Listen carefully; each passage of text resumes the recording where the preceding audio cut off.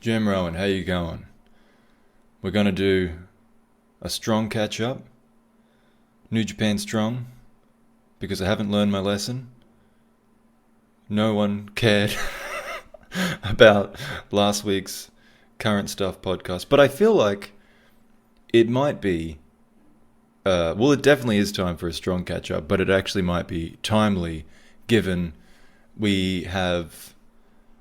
I think the biggest event to date, for sure. Is it the first pay-per-view that Strong's done? This Resurgence show? I don't know. I've been following Strong from the start. If you're a new listener that just thought, well, I'm interested in this new this new Strong show that I've just heard about. Well, I've been grafting away at this show for a while now. You can check it out in the archives.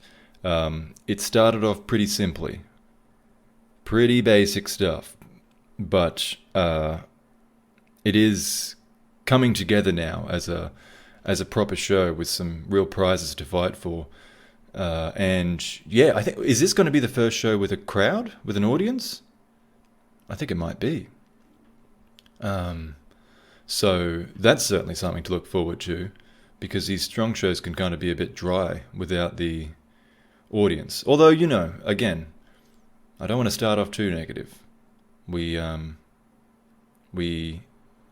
been getting stronger, if you'll excuse that pun. But yeah, no one cared about the Current Stuff in the podcast last week, myself included, in fairness, and it went too long. But I think after this one, I'll be right back on with the history stuff. So if you're waiting out for that, just wait one more week. I think we'll be back. I don't think it'd be worth doing a whole podcast over the Resurgence show. I might do a quick one, but bear with me. Anyway, so yeah, the last time I visited in with Strong, it was in June. We had, well, just as a quick recap, it was the Road to Ignition tour, which means absolutely nothing. First of all, there's no tour. All the shows are in the same place. And second of all, they come up with these names and they change them at any time. I made fun of, it might have been the last Strong episode I did, Kevin Kelly saying, this is going to be the longest tour that we've done on Strong, and it lasted 3 episodes or something. But you'd think they tape them so far in advance that one of the few benefits of that would be that, in terms of being a viewer, would be that it's spaced out and properly planned. But they don't seem to be able to even manage that with in terms of tour names anyway. But back then we had the Adrian Quest and Barrett Brown feud kicking off, with Brown just starting to team up with Bateman. Satoshi Kojima had joined in, and that was... He the first Japanese star that we had on Strong, I think, from like kind of the main New Japan roster. I think maybe that's... apart from the the United States based guys that were a part of the show earlier, so actual Japanese based guys. So yeah, he was a part of the show on the 5th. But Fredericks beat Limelight in that tag match. He was on Kojima's team, and that was Fredericks building toward a shot at Tom Lawler. On the next show, we had Hikuleu beating Coughlin. No surprises there. Rocky Romero and Clark Connors got into a bit of a brawl on opposite sides of a tag match, and they wanted to have a one-on-one fight. And then the main event on the 12th was Mysterioso and Jordan Clearwater losing to Fred Yehai in his debut, along with Wheeler Yuta. They've formed a tag team. Yehai winning over Clearwater with a Koji clutch, and Mysterioso boiling over afterwards. For a while he's been pretty sick of Clearwater losing matches, and at this point it seems he's probably ready to leave this little tag team. But Yehai and Wheeler just getting started. So let's move ahead to what we haven't covered on June the 19th. Coming to you from the LA Dojo, the first match on this show was Alex Coughlin versus Josh Alexander. Actually, one thing I didn't mention from after Alex's promo, after Alex's loss to Hikuleo, in his promo he says he's not worried about an excursion or a graduation. He's doing his own thing. He's making his own way, and basically he's just issuing this open challenge. He just wants to fight anyone that wants to fight him. So in comes Josh Alexander from Impact. I think he's one of their top stars. He's a former tag team and X Division champion over there. There's a lot of talk from commentary over this being a part of Coughlin's development, him having a bright future, and Alexander being the latest big test in front of him, of course. So, I mean, I felt like Coughlin really wrestled like he had something to prove in this match, and it nearly failed for him for when he was going for a second consecutive gut-wrench suplex. That was reversed into an ankle lock, but then Coughlin reversed that into a single-leg crab, showing some nifty grappling ability. And they go about 10 minutes with this. It was the finish coming by way of Alexander trying to bridge out of a pin, and then Coughlin uses his weight well, and he makes that difficult. So then Alexander just turns him over, lifts him with the same hold that he had him in from the bridge, and he wins, by lifting him up with a double underhook pile driver and dropping him down, getting the pin that way. Afterwards, in the promo backstage, Coughlin wipes the blood from his mouth and admits that he got what he asked for. Really like, that was a good match. I really like Coughlin, looking forward to his progress. And Josh Alexander really fit in well here. So, a positive change with this, I kind of hate the term at this point, but this Forbidden Door stuff. Happy to see more of Josh Alexander over. And then we had Fred Rossa, Adrian Quest versus Bateman and Barrett Brown.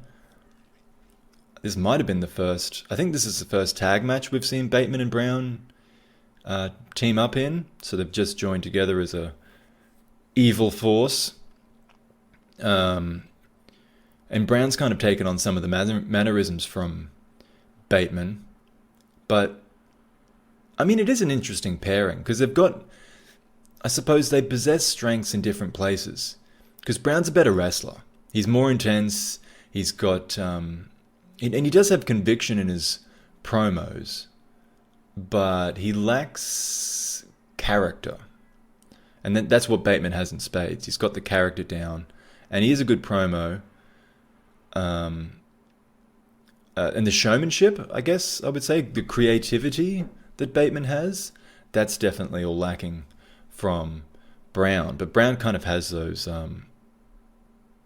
the attributes to be able to pull that off, one would think. So it's interesting to see what each of them kind of gets from this team. But it seems like it could be set up for success that way.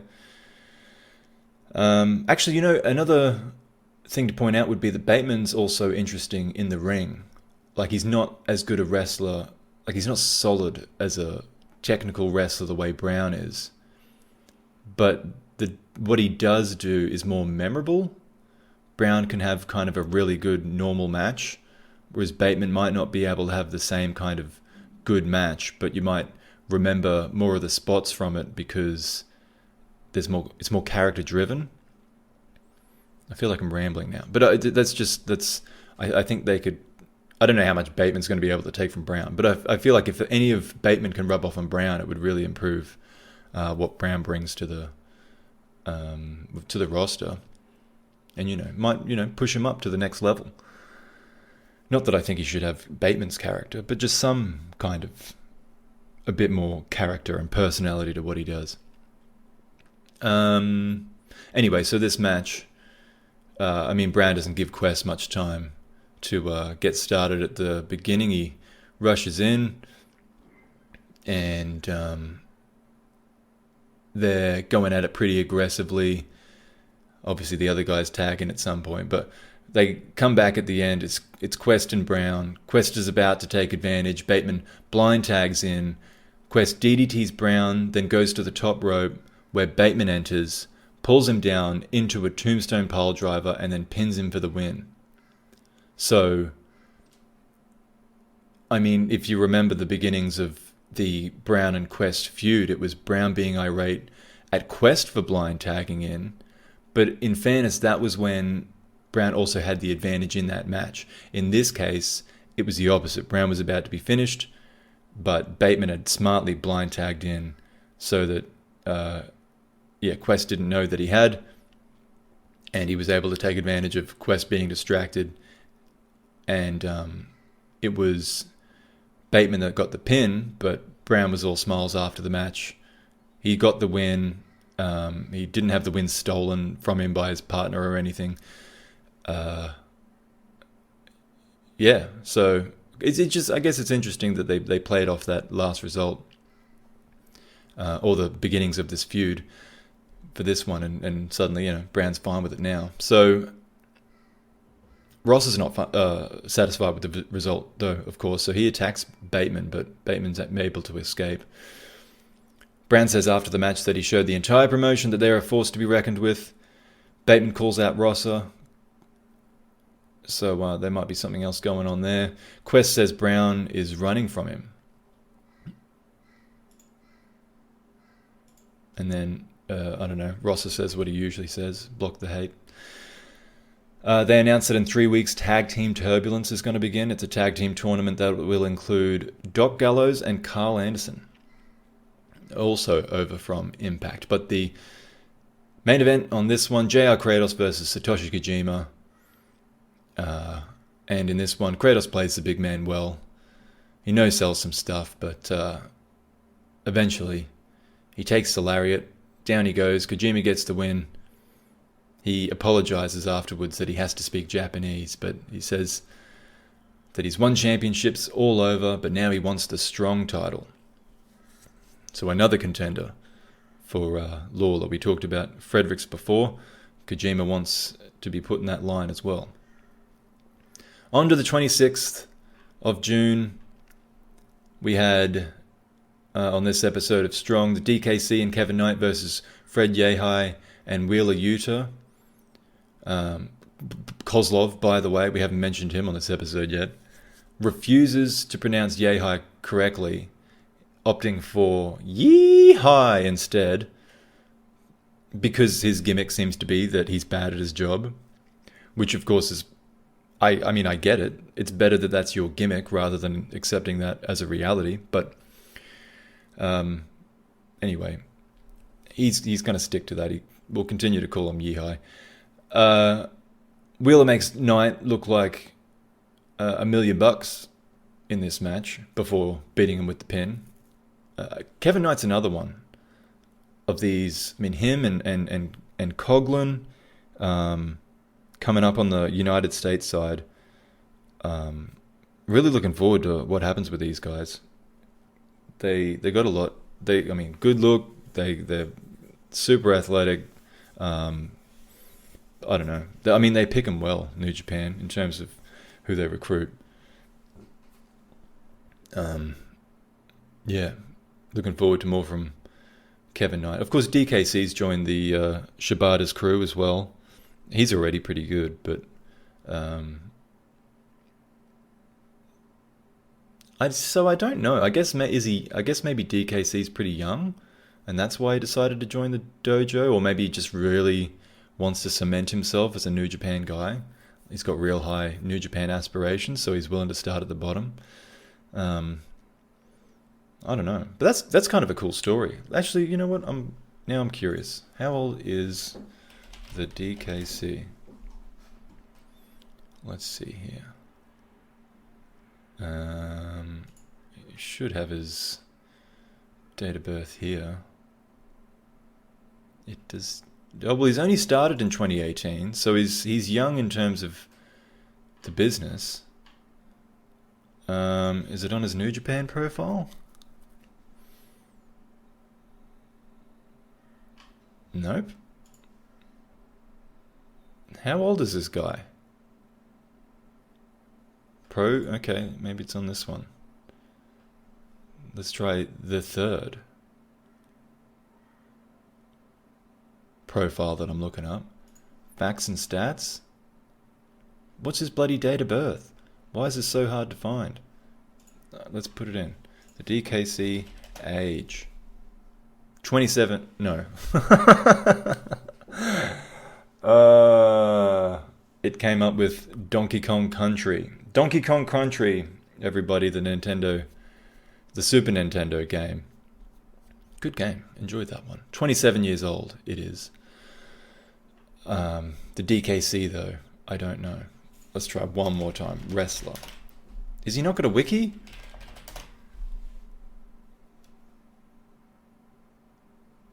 He doesn't appear to. We're wasting a lot of time trying to figure out how old the DKC is. It's just interesting because if he was like 27, for example, and he's willing to put himself at the back of the line as a young lion, it's just kind of impressive. But if he's already super young, then not to take anything away from him, he doesn't even have a profile on here. Okay, never mind. We didn't figure it out. No one knows his age. He's a mystery. But anyway, he's good too. Especially for only being in the business 3 years. I think he's pretty good. Anyway, similar to his last promo, after winning this match here, Yehai keeps repeating that we're bringing it in the background, kind of while Wheeler tries to cut a real promo. And he's a decent promo as well. He speaks very naturally. But he says again that he wants to try and think of a better tagline than this "we're bringing it" Yehai line. But it's kind of funny. It's just a little bit goofy.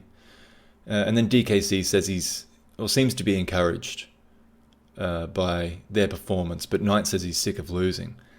Well, you better get bloody used to it, Knight. You're a young lion. That's all you're going to be doing for a while. The next match, as I mentioned in the preview here, Rocky Romero and Clark Connors, they had a bit of a beef. Connors challenged Romero. Romero was a bit of a... Well, I don't know. He was a little bit arrogant about it, but he accepted the challenge. And Connors comes out on top. Huge win for Connors with his new finish, which is it's set up like a backdrop, but then he turns it around. He turns himself around. He finishes it like a powerbomb. It's unique. I can't remember seeing this before. I'm sure I have. I think John Cena used to do something like that back in his kind of rapper days. But it's unique enough, and it's strong at the same time. Sorry to use that word again, but it's a strong finish. It looks like something that could, render your opponent unconscious or breathless, knock the wind out of them and you get the pin. So I like it. It's a good finish. I feel like he could pretty much do it on almost anyone. Connors, he's not a big guy, but he's dense. I feel like he's got big quads, big base. So it's not like New Japan. I'd like to see him try it on JR Kratos. I think Kratos is probably the heaviest guy in New Japan.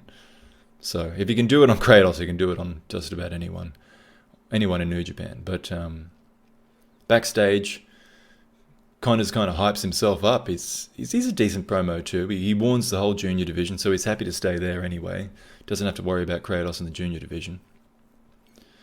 But he's kind of a likable fellow, Connors.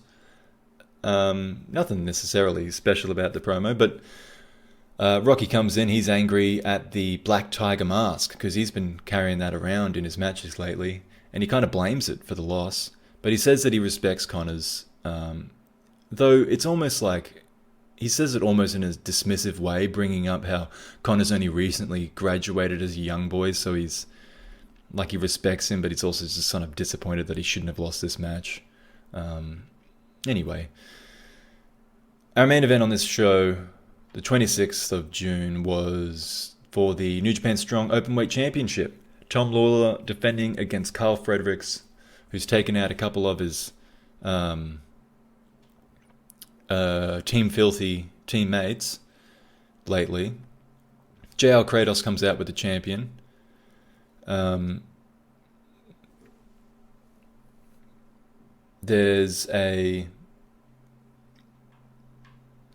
I'm caught between pages here, forgive me. Well, the finish kind of starts off the sequence with Fredericks hitting his DDT. He calls it his finish, the Manifest Destiny. but Lawler falls alongside the ropes so he can get his foot up on the rope for the pin. But then Lawler wins with a weird, awkward DDD off the middle rope, followed by a PK. I wasn't super enthralled with this match, to be honest. But then afterwards, Lawler, after winning from that, he helps his opponent up. He offers a handshake. Fredericks is rightly hesitant and instead decides, well, I'll go for a fist bump instead. I'll show my respect, but I don't want you to be able to grab me. But then Lawler still grabs his arm and strikes him. Kratos jumps in, strikes him. Kojima runs out, makes the save, hits a lariat on Lawler, or goes for a lariat on Lawler, but the champ avoids him when he kind of rebounds off the ropes. He gets out of the way and runs off. So Kojima picks up the mic and in the simplest of English states himself the next challenger for Lawler's Strong Openweight Championship and says he will kick Tom's ass. And then backstage, Kratos ushers in the champion, being the bodyguard that he is. And he's kind of almost talking a bit of trash on Kojima, but Lawler stops him. He says, no, look, Kojima's a legend. We'll give him his due, but he's just another guy that's going to find out why Lawler is the strongest. So Kojima's next. That moves us into July on the 3rd. Okay, so we've got a new tour. Now they're calling it Fireworks Frenzy. We had the opener, Adrian Quest against Leo Rush. Leo Rush comes off the turnbuckle, down onto the bottom rope, bounces back, hits his cutter, and pins Quest for the win. I was kind of expecting an appearance of Brown or Bateman here, but they didn't show up. Clean win for Rush. And backstage he rambles on about being the winner and continuing to win moving forward, something along those lines. Quest says he expected a tough fight. He wants to go again. Hikuleo faced Jordan Clearwater. There's a real serious look on the face of Clearwater, less theatrics than usual, and I think because he needs a win and he knows it. But Hikuleo controls most of the match. There's a spirited comeback from Jordan, but eventually he falls to the landslide, or whatever he calls that move. I don't know what he calls it, but landslide's what Nakamura used to call the same move when that was his finish. Backstage, Hikuleo, now it's Hikuleo. He wants a chance at Lawler's belt. And his promos are getting better, I reckon. I kind of made fun of Hikuleo early on. Hikuleo. I always say his name weird. Hikuleo. Hikuleo? Leo. Hikuleo? No, it's not that. Hikuleo. Oh. Hikuleo. Whatever his name is, he's getting better at his promos. Because they were pretty stilted at the beginning. But he's getting a bit more natural with them now. Clearwater, in his promo, admits that Hikuleo is tough, but he thinks he's catching up to him, and he's striving for the same title. I think he's going to find it a bit more difficult to get there than his opponent will. But main event on this one, and here we go. We set it up a couple weeks ago. Bateman versus Fred Rossa. It's a dirty fight, this one. Obviously, that's what we expect from Bateman, but Rossa goes as far as biting at the scalp of Bateman to survive. And then Ross's ankle is targeted and he loses that boot. He stays in it by a thread with a little comeback here and there, but he finally, it's an Emerald Flosion type kind of looking driver that drops Bateman, and he wins Rossa by pinfall that way. Rossa says that he had to go to a dark place to continue his grind and continuing to be the heart and soul of New Japan Strong. I like this Rossa. He's kind of the real... he's kind of a real John Cena type baby face. Or, you know... Not in terms of where he is on the card. He's certainly more of a mid-carder, but he's kind of like the babyface glue. He kind of backs everyone up. That's, you know, if he sees any bullies, he's kind of there to back people up, like Adrian Quest. He kind of just tucks himself in wherever he's necessary, doing the right thing. Always has a smile on his face, always kind of Real positive vibes, and it's kind of funny that he's got this dark side to him. I mean, this isn't the first time that he's shown real heel tactics in a match. Like in his feud with Hikuleo, he was kind of playing heel in those matches. So it's a really odd dynamic, but it's probably more interesting.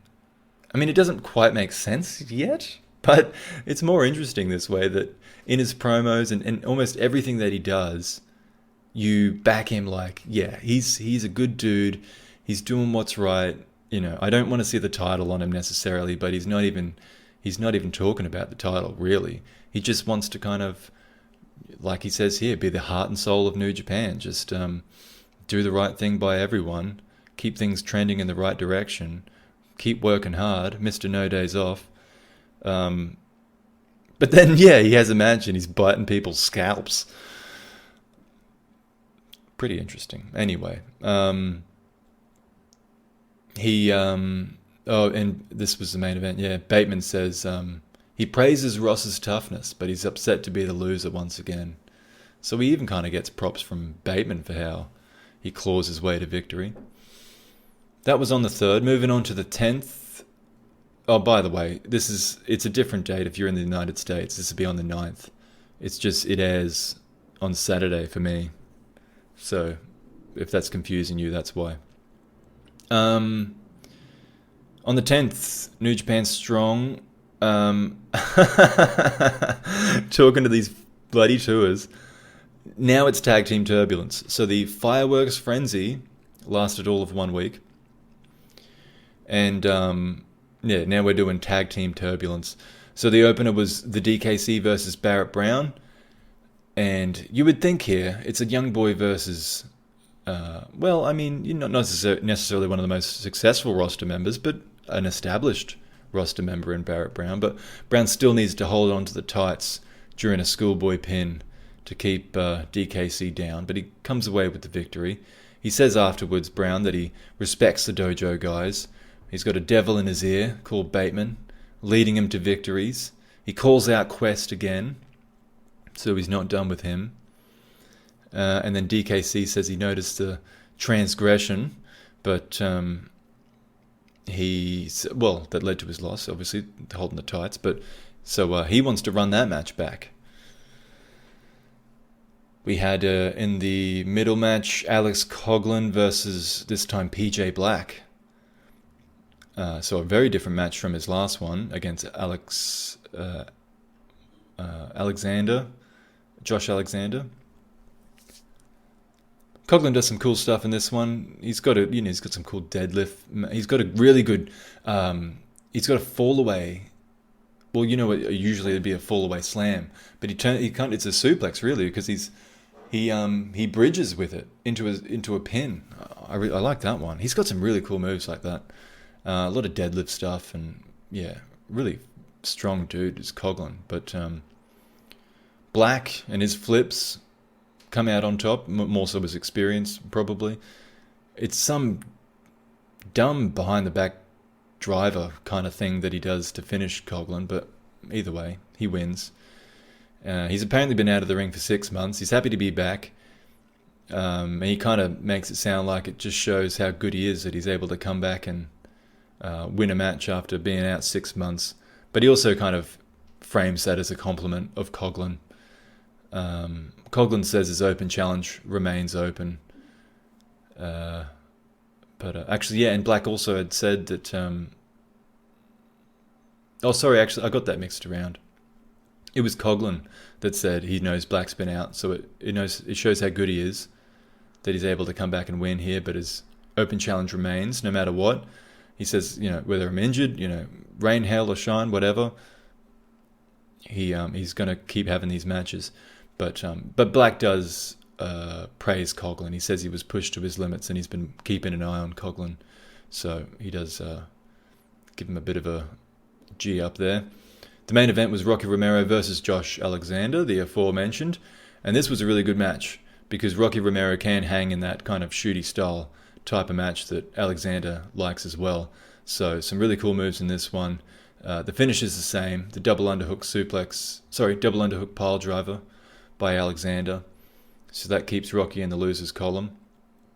Alexander says he's been around the globe as a top-tier athlete and he's happy to be in a company that calls pro wrestling a sport. Everyone in New Japan is a target for Alexander. Rocky's still blaming the tiger mask. He admits Alexander is better than him in more ways than just size, but he's going to continue to chase that junior heavyweight title. Now, speaking of all this Forbidden Door stuff, I feel like, because last week I went over the current New Japan side of things, and I included the appearances of, maybe a little bit of Impact, I know a little bit of AEW, but it's all kind of mixing much more in the United States side of things. So I feel like it's actually more appropriate to be talking about the AEW stuff on these Strong catch-up shows. So I suppose that's how they'll be perhaps separated moving forward, as kind of the Japanese-based catch-ups and the United States-based catch-ups for New Japan Pro Wrestling. Because that makes more sense the way things are going. So on the 15th of... We're up to July, aren't we? Yeah, the 15th of July, AEW Dynamite Fighter Fest, in front of a very lively crowd, which is fun to see. The United States Heavyweight Championship, IWGP United States Heavyweight Championship, was defended successfully by Jon Moxley against Carl Anderson. It was the paradigm shift, as he calls it, in AEW, although it looked more like a double underhook suplex this time. He kind of went right over his head, but he pinned Anderson with that, retained the title. Now on Strong, we move to the 17th of July, and I don't know why they called the last episode Tag Team Turbulence without any tag team matches. I mean, there literally wasn't any tag team matches on that show called Tag Team Turbulence. Okay, again, you'd think they'd be able to organize this better. Anyway, this is the first round. So we have Clark Connors and TJP. This is a packed show. Clark Connors and TJP versus Carl Anderson and Doc Gallows. So the first match of the tournament. They go about 10 minutes. It's an even match, but Anderson pins TJP after a magic killer. And then TJP after the match is giving Connors a lecture, and Connors is like, dude, you're the one that took the pin. And TJP's like, oh, okay, yeah, I guess you're right. All right, we'll keep getting better. Like, does he do this on purpose? I already didn't really like TJP, and he's so unlikable. Does he do this on purpose, or did Connors really have to tell him, what are you talking about, dude? You lost. I don't know. Am I getting worked? He's not supposed to be a heel. I'm pretty sure he's supposed to be a babyface. Anyway. The Good Brothers just they had a simple promo, welcome themselves back, introduce themselves like they needed to, do a too sweet. I don't know if I'm really interested or ready in the Bullet Club war that's about to come up, with all of these guys reconnecting now. I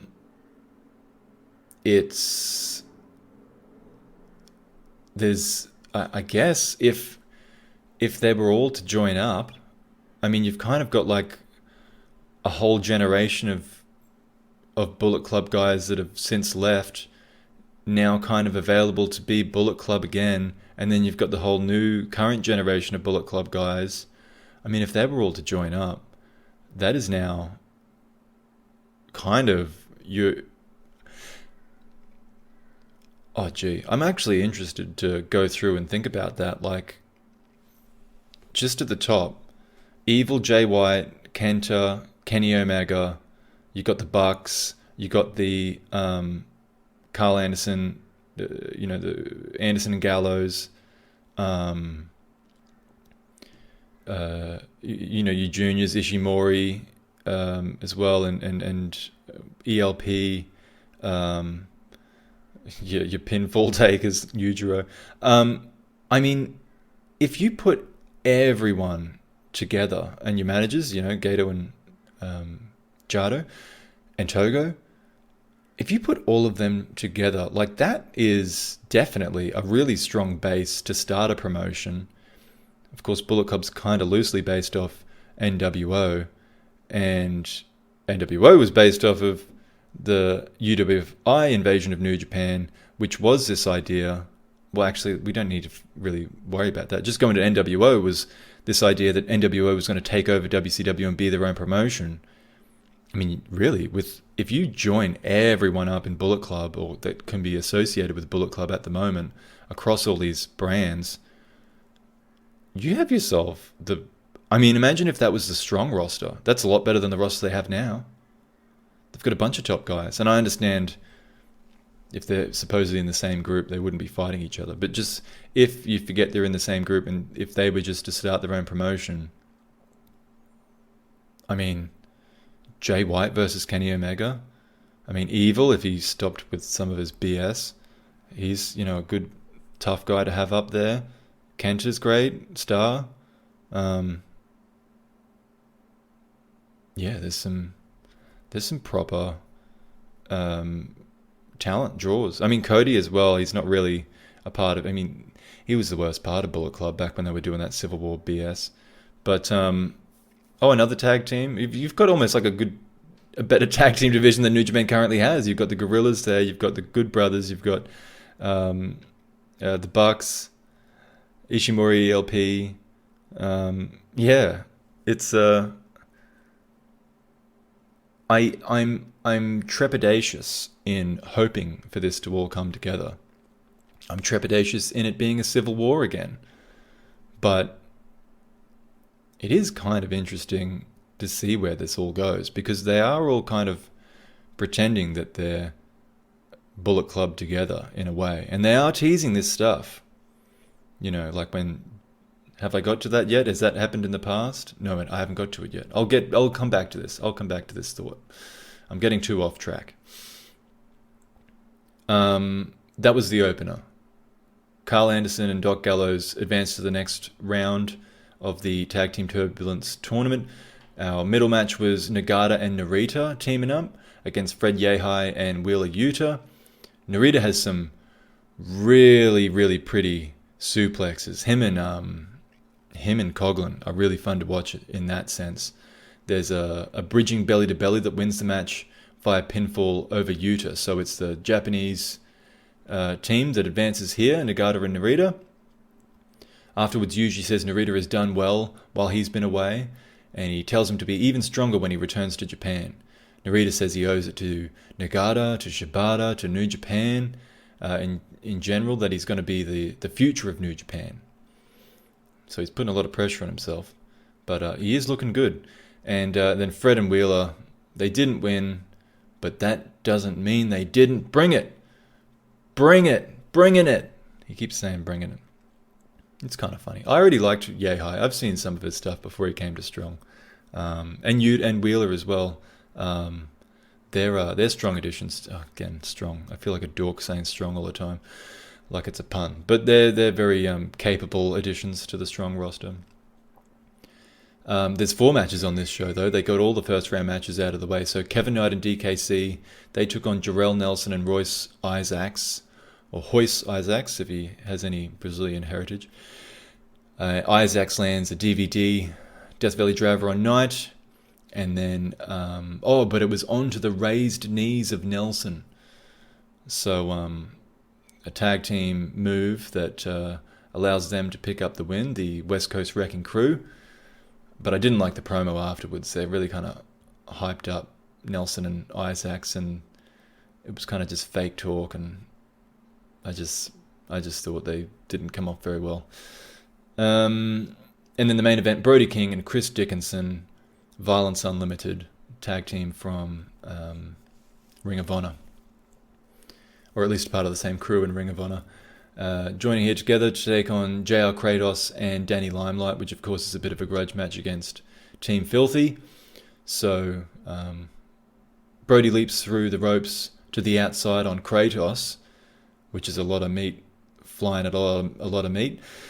And that keeps Kratos out of the picture while Limelight attempts a low blow on Dickinson, but he catches it and he hits a clothesline and then he hits a German suplex and then he hits a running Death Valley driver to finish Limelight, and it's Violence Unlimited that advance to the next round of Tag Team Turbulence.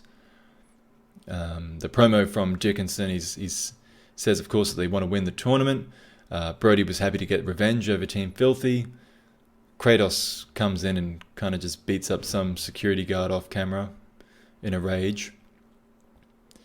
Now, what I was getting at before, that's the end of that show. What I was getting at before in terms of the Bullet Club stuff, on the 18th of July, Impact Wrestling held their pay-per-view Slammiversary, which is one of their biggest ones, if not their biggest one, I believe.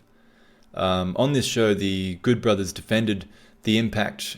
they won the Impact World Tag Team Championship. They defeated Violent by Design, Joe Doering, and Rhino. There was another team in the match, Rich Swann and Willie Mack. Actually, two other teams. Rich Swann, Willie Mack, and Falabar and No Way.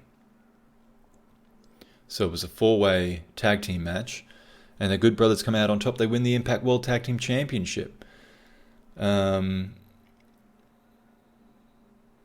Also on that card, just since we're on it, the Knockouts Championship was retained by Deonna Purrazzo over Thunder Rosa.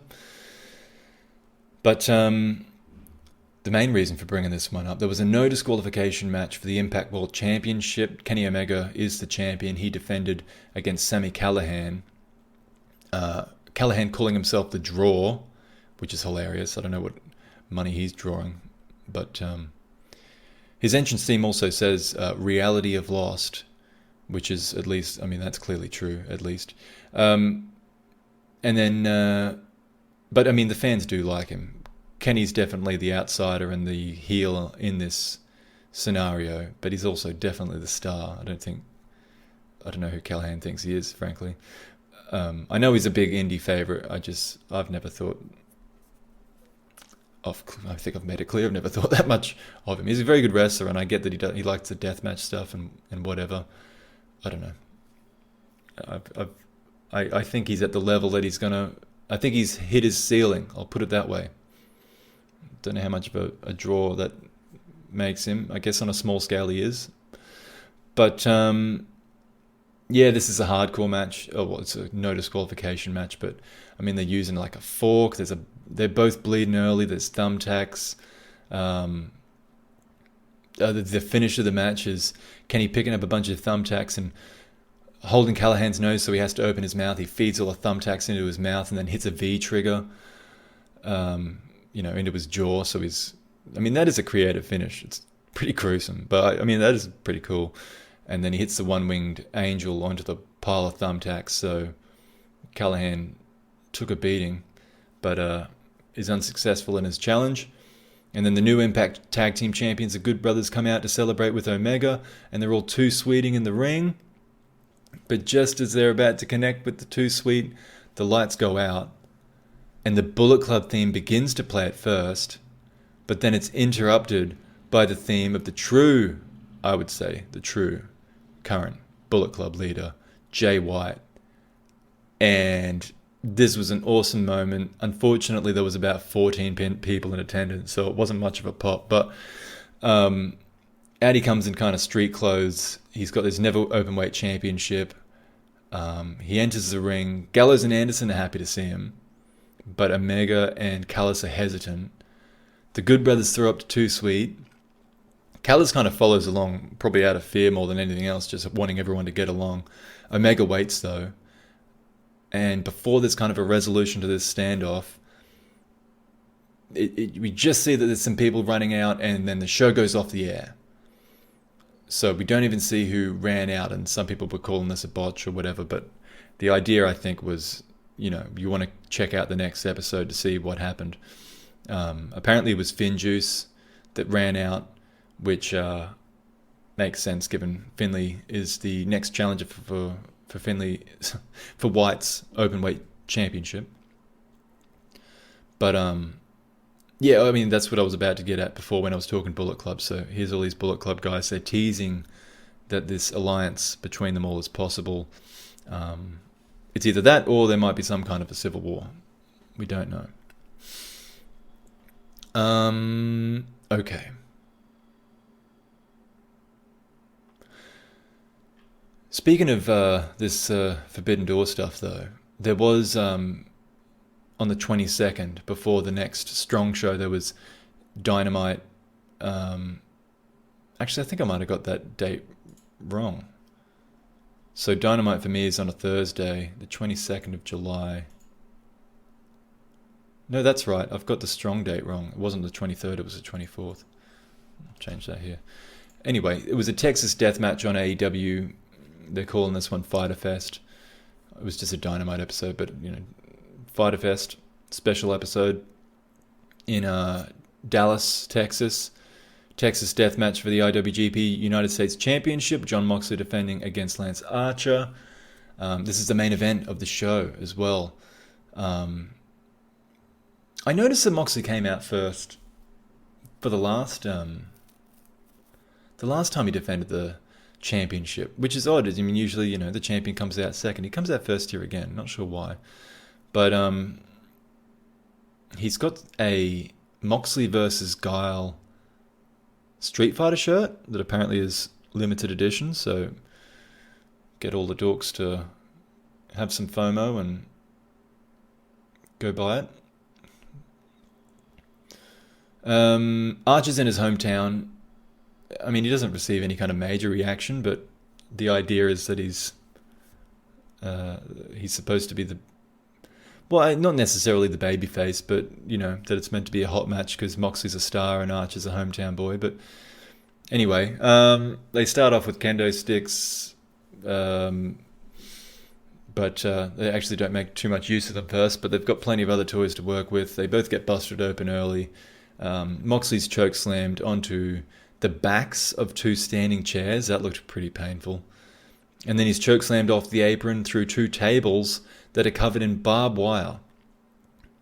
And the Texas Death Match is the 10 count, so that finishes him. He's down, he can't get back up. The knockout, 10 count, kind of like boxing. So that's it.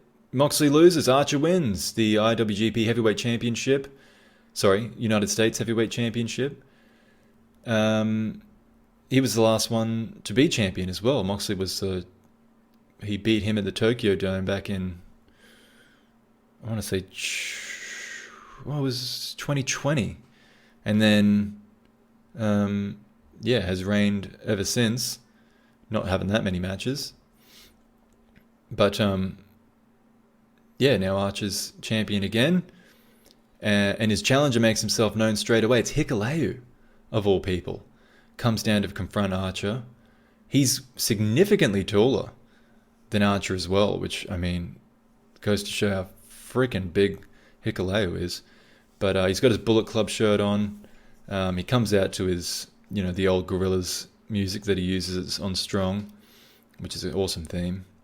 They don't make any contact, but they make it clear he's the next challenger. Bit of a strange one, but there you go.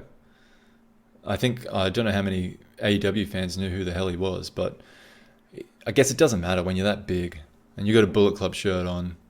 He's got a good look, Hikuleo, apart from his height, his big fuzzy hair, and he's a cool looking dude. Anyway, if he were to put on some more mass, he'd be real frightening. We'll keep it at Strong. No, we're running out of time here, I reckon. 24th, Tag Team Turbulence, the semi-finals, West Coast Wrecking Crew, that's Jarrell Nelson and Royce Isaacs, versus Violence Unlimited, Brody King and Chris Dickinson.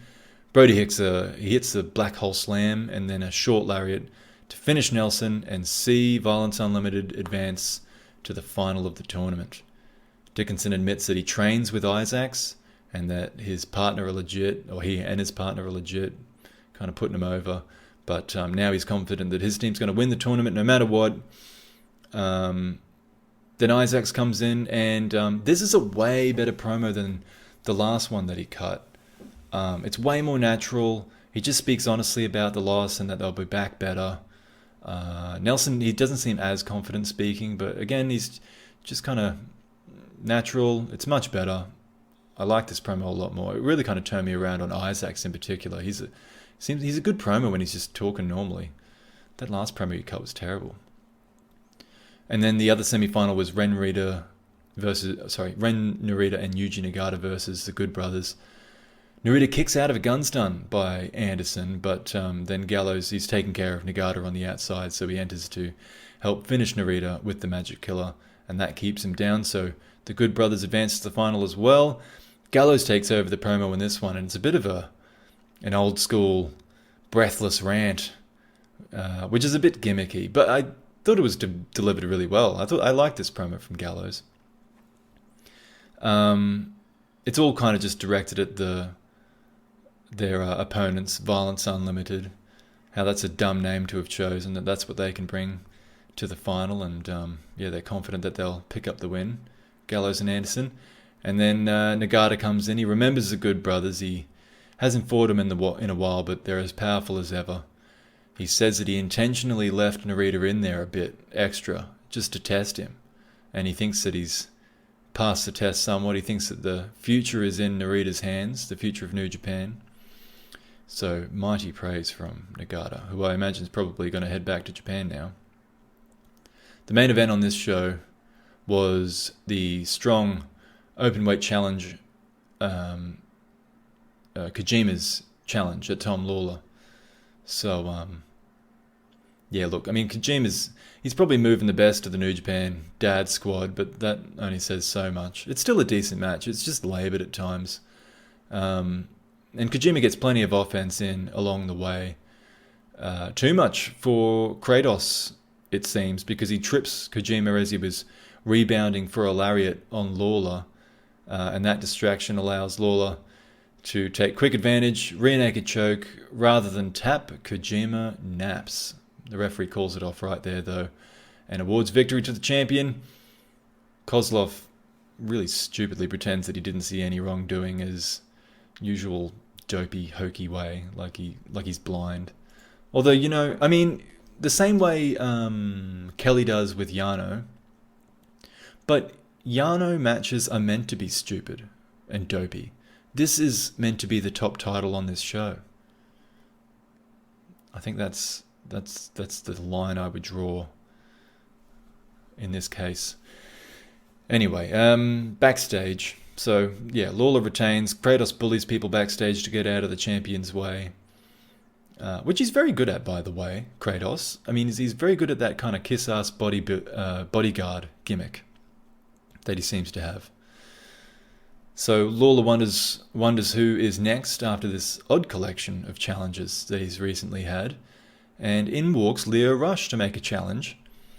And Rush says that Tom should remember him from the last tournament. And without skipping a beat, a smirk on Lawler's face, he responds, "Oh, did you watch the final?"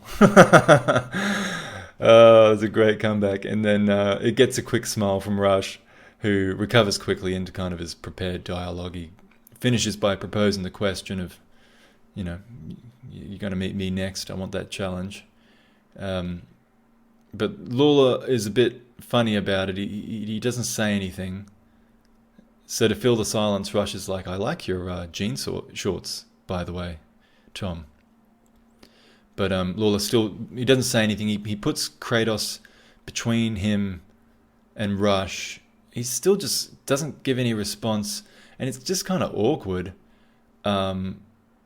But, Rush eventually kind of realizes he's not going to get a response now, so he just says, "All right, well, you know where to find me," and leaves. And then, Lawler doesn't even say anything else. Then he and Kratos just leave. So I don't know. It was weird and awkward, but I guess not necessarily in an unrealistic way. Like, I didn't hate it. I guess he just didn't want to be put on the spot, and so he just decided he wasn't gonna respond at all. But I think sometimes you can tell that they haven't really set up exactly what they're going to be doing in these backstage segments, and sometimes that can end a bit funny.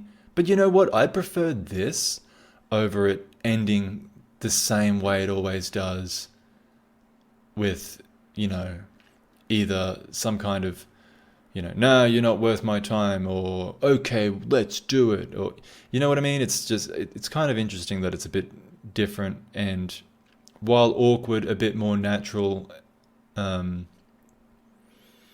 prefer it this way, frankly, even if it, I don't need it to be all staged and hokey. Moving on, quick skip back to AEW. Just on the 29th, they had the United States Championship on the line for that Hikuleo challenge of Lance Archer, but and he got a big pop when he came out, because he came out with King Haku. I mean, he came out first, and then he did the old, double point NWO thing, and King Haku comes out, and he got a pop. So that was cool. And yeah, Hikuleo, I don't know, he's really finding his feet. He's looking pretty cool as he comes out for his entrance, and they only had a short match, but that's what they should be doing, just kind of big couple monsters and bashing each other up. Lance Archer ends up winning with his I don't know what he calls it. It's like the crucifix setup, but then he throws him it's like a reverse crucifix setup, I guess, like the what Razor Ramon would do. What did he call his move? Razor's Edge. And then, but yeah, he like flips him over into kind of a powerbomb thing. But anyway, Lance Archer retains. Back to New Japan Strong on the 31st to close out July. Bateman versus Kevin Knight. Bateman beats him with a tombstone. Saw that coming. Bateman says, Knight was touched by God, pointing to his elbow, and considers that a kill. I don't know what the hell he's talking about. Mysterioso and the West Coast Wrecking Crew. So it's been a while since we saw Mysterioso, but he's left behind Jordan Clearwater, which is probably a good idea. Although it didn't help him in this one against Adrian Quest, Fred Rossa, and Carl Fredericks, because Fredericks loosens Mysterioso's mask when he's got him in a sleeper hold, and you can see his mask comes loose. It wasn't on purpose, it doesn't seem. But then he spins him around and hits Manifest Destiny, the DDT, and at the same time that kind of pulls Mysterioso's mask clean off. So he kind of scrambles to try and grab it and cover his face, while Fredericks pins him. And I mean, he was more concerned with keeping his mask on than kicking out, I suppose. And it might have even been that distraction that allowed the DDT to happen in the first place, because it was coming off when he was in the sleeper hold. But I don't think that actually was a part of the match. I think Mysterioso might make sure he does his mask up properly next time. But it just kind of, because it happened, it added a nice little layer to the match. It kind of almost protected Mysterioso a little bit. Yeah, the commentators didn't even mention this at all. And Fredericks doesn't pay any mind to it either, which just further lends me, or sees me to believe in that it wasn't a part of the match. But afterwards they talk about it, because again, they they're just chatting. It's just talk. They haven't got anything necessarily prepared. So the three losers are kind of, they think the other team cheated. They pointed out that the mask pull was part of it. But on both sides of this one, actually, the promos weren't that interesting. They kind of just said bad loser stuff, and the winners said, yay, we're winners stuff. The main event on this show was the Tag Team Turbulence final. Good Brothers versus Violence Unlimited. Kozlov compares Doc Gallows to Hulk Hogan. I'm sure he's a nice guy. I'm sure that he's a nice guy. He was probably a good wrestler. I haven't seen a lot of his stuff. But surely there's someone else that can do this job. Because now he's making fun of himself now. I think he knows he's bad. And he's just like, oh, well, I may as well have fun with it. And maybe that's a good thing. Like, maybe that's slightly better than him just being bad. But he's still bad. Just find someone else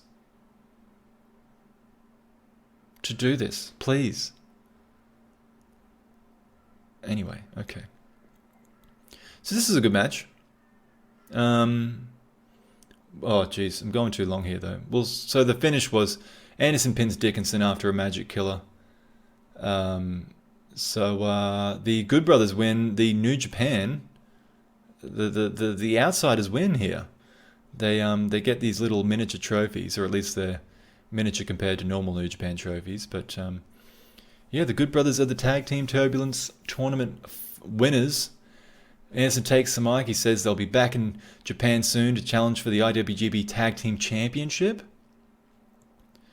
which is the main part of his promo, really. I would have preferred to hear from Gallows, given I really liked his last promo, but that was all they do. Backstage, Brody says, if you're going to lose, that was one of the best tag teams in the world, but Dickinson isn't having that. He is unhappy with the defeat, though he does say that, they're been together forever. We're a pretty new tag team, so it shows how high up we are.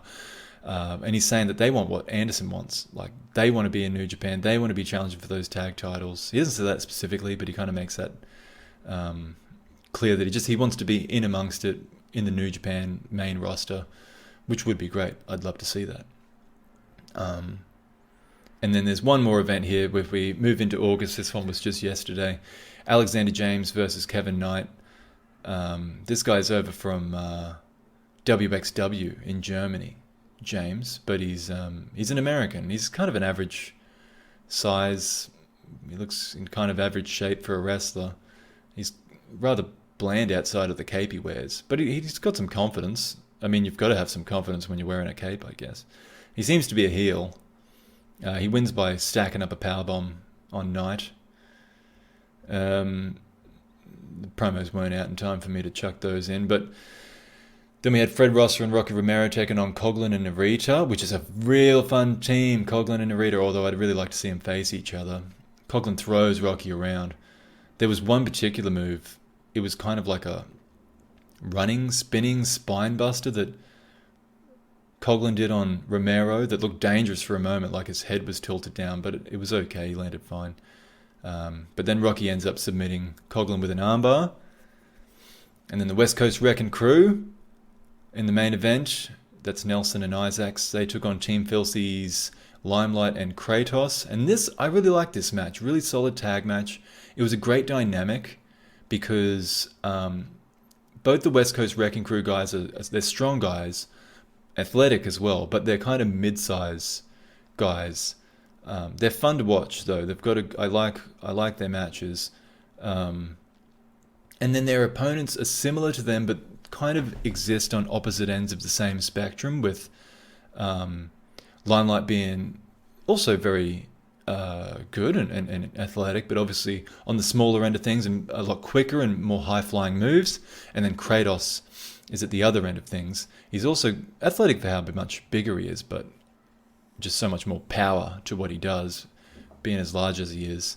So it kind of just meant that the pacing of the match can change at any point with the tag, but either way, the West Coast guys were able to keep up or hang, whichever way it was to go. So yeah, I don't know. I enjoyed this match. I thought it was cool.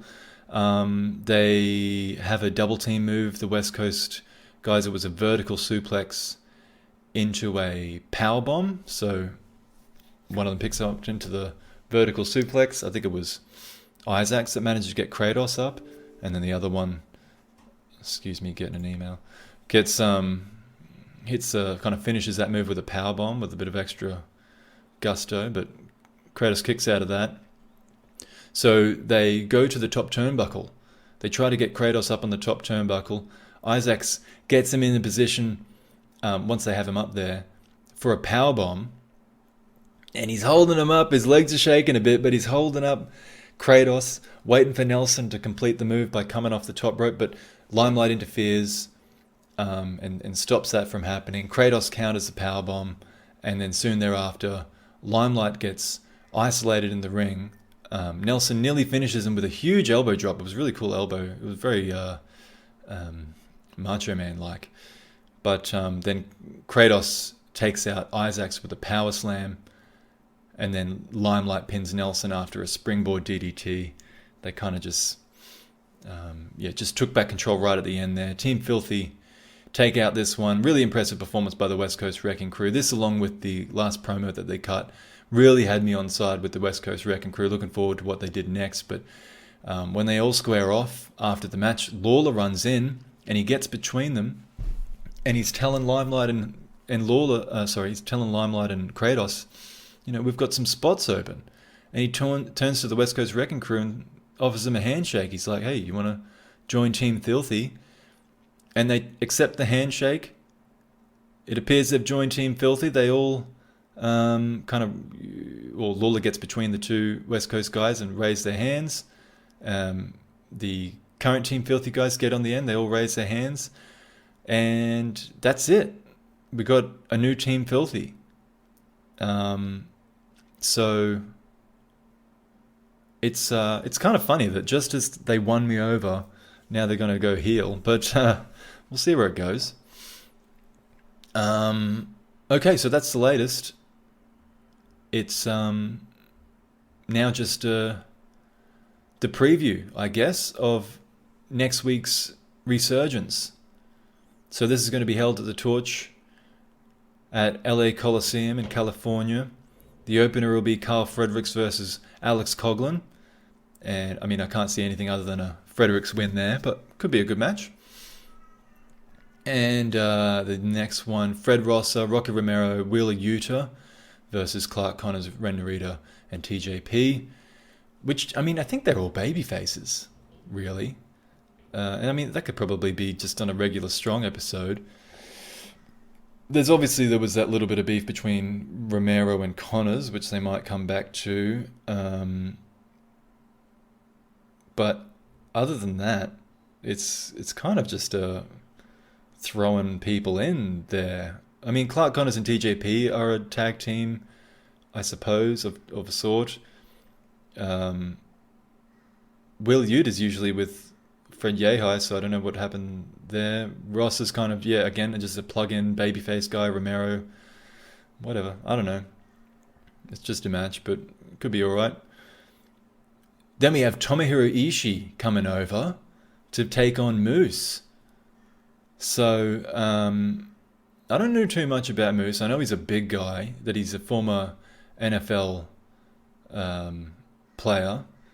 He's 6'5", I got his stats here, 6'5", 309 pounds, 140 kilos. He's a big fella.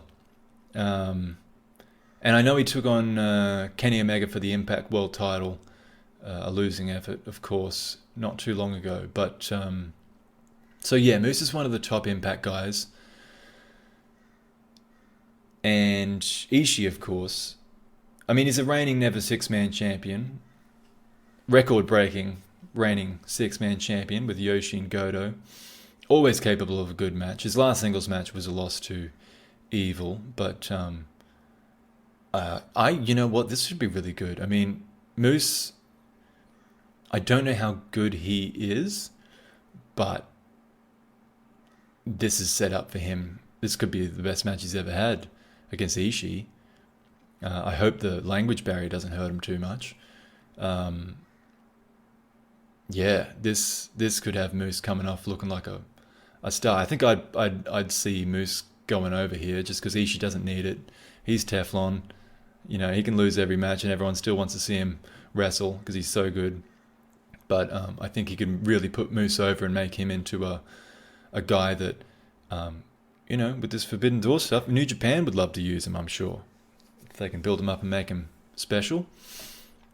Then there's a tag match, the Good Brothers. I don't know if any tag titles are on the line. I would suggest probably not, because they've got the Impact tag titles. The Good Brothers. They're taking on John Moxley and a mystery opponent. So I don't know who that is. I guess the only name that comes to mind is Shota Umino, but I know he's been wrestling. He's only just got back to wrestling within the last few weeks, I think, in the UK for RPW, RevPro.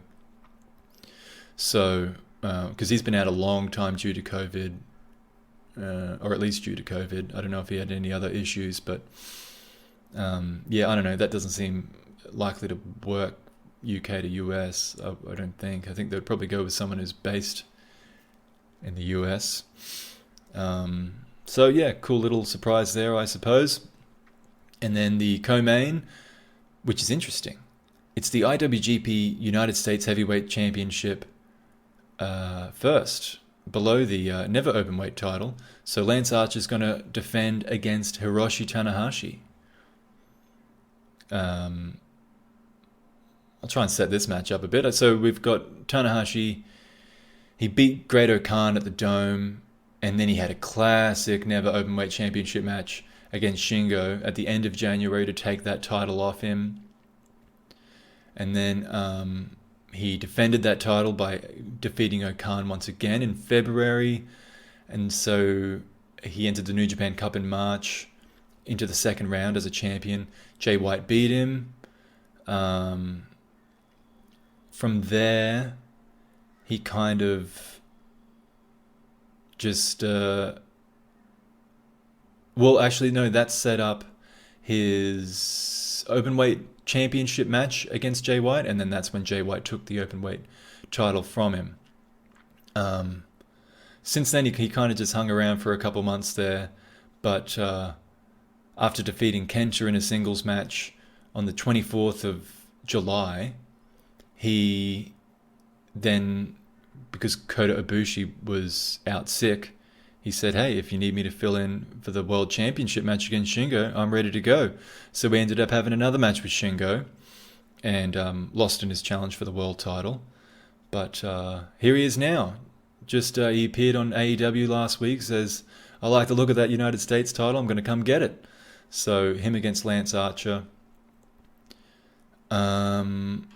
Lance Archer, I know less about his AEW stuff. I haven't been following that. I'm led to believe that he's kind of just been hanging around in the mid-card a little bit. I know he's got Jake Roberts as his manager, which is cool. I'm a big Roberts fan.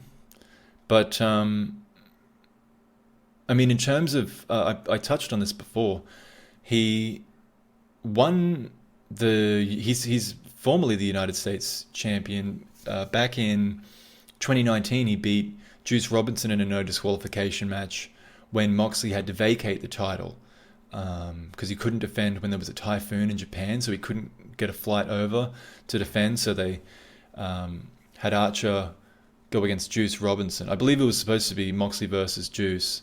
Then Archer comes in, he beats Juice, and then Archer beat Finlay as well to retain the title before the January 4th show 2020 in a Texas death match.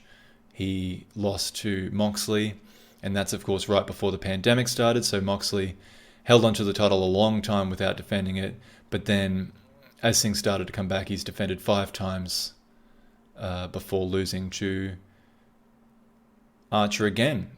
Once again in a Texas death match, this time in AEW, and this will, of course, we also just mentioned he defended against Hikuleo Archer, so this will be his second defense against Tanahashi of the title in this reign.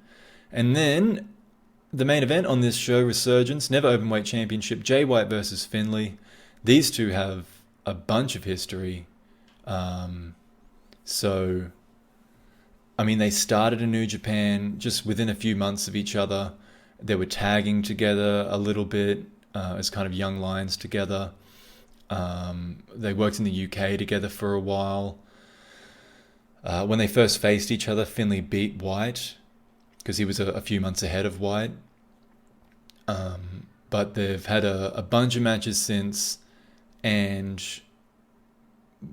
White has won every single other singles match that they've had together, and that formed part of the build to their match in the New Japan Cup. So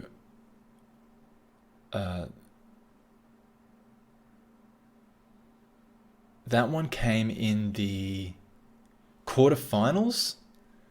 Yeah, it was the quarterfinals. It was a good match.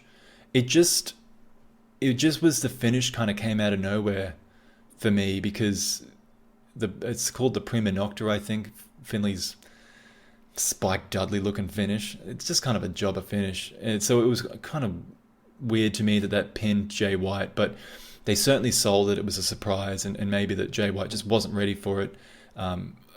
Perhaps was a bit complacent when it came to Finlay, because he really was laughing off Finlay before that match.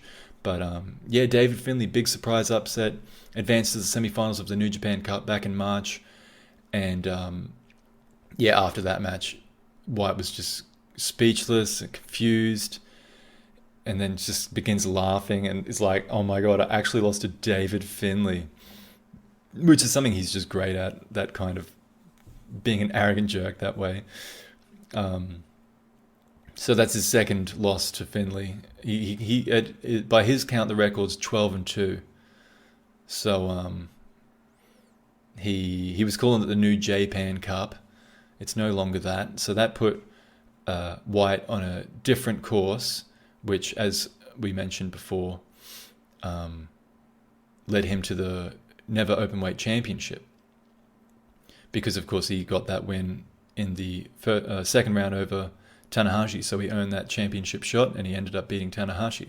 David Finlay, on the other hand, he went on to the semifinal with Will Ospreay, and that was a really, really, really good match. That really sold me on Finlay. I was really surprised, because I've kind of been a bit of a... It's not that I don't like Finlay, I just think that he is more of an undercard kind of guy. And this showed me that there's more to him, and I was impressed.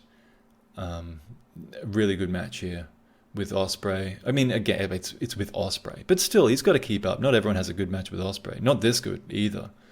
There was a lot of selling from Finlay in it, because he's got his bad shoulder that he had a bunch of surgeries on. He's got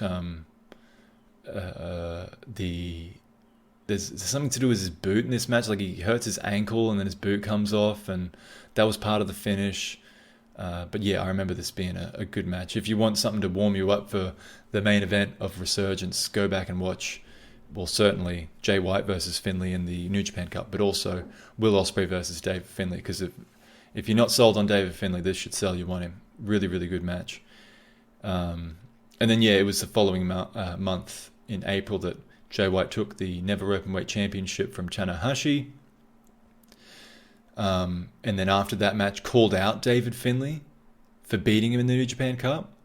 So it wasn't even Finlay calling out Jay White. It was Jay White being like, I want to take that win back off you. And he called it Red Panty Night for Finlay, which is a reference to Conor McGregor talking about how, fighters want to, when they book a fight with McGregor, they go home to their wife and, oh, break out the champagne, break out the red panties. We're fighting Conor McGregor. We're going to be rich. Yeah, so that's what that is. But and then, of course, also we mentioned just last month in Impact, when Jay White showed up in Impact as a surprise, Finlay ran out to attack him. So that furthered the little feud between them as well. But there's heaps of history behind this main event, and it should be a good one. Real big chance for David Finlay. He's not had a bunch of main events, and going for a championship here.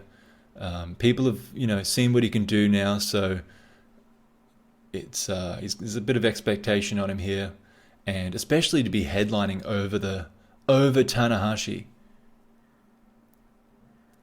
Because I think that was something Jay White mentioned in their New Japan Cup match. Jay White mentioned that they weren't the main event because of Finlay. Now they're the main event over Tanahashi, and arguably over a more important championship, the United States Heavyweight Championship, rather than the Openweight title. Although, they may have positioned this on purpose to, for more reasons than just that. Although I feel like these are I'm pretty close to level standings, really, the Openweight and the United States. But either way, that's what's coming up in Resurgence. Oh my gosh, this went so much longer than I expected it to. But I'll tell you what, just quickly, Strong, the show, it's come a long way. It's come an awful long way, and it's really starting to become very good, and I'm really looking forward to the fact that there might be crowds soon, and that will really add a lot to it. So these guys can kind of feed off an audience. I think that's really exciting. That's upcoming. Excited for this particular event as well, and all of the open forbidden door stuff. Again, that term is kind of dorky and it's whatever. But look, I'm a bit of a New Japan snob. I don't watch these other promotions much, and I only watch them when there's New Japan stuff on them. But at the same time, I can admit the New Japan needs a little something at the moment. It's a bit stale, and this alliance between all of these companies it's exciting to see where it goes. It's difficult because now you've got all these different people with different agendas and different priorities, kind of trying to book matches together and against each other and whatnot. But it's just interesting to see where it goes. So looking forward to more of it. That's what's coming up next week. I might try and do a little quick podcast to give you my thoughts on what happened. Otherwise, we'll be back to the history stuff, 2008. Loving doing that. Thank you for listening. Until next time, have a good one.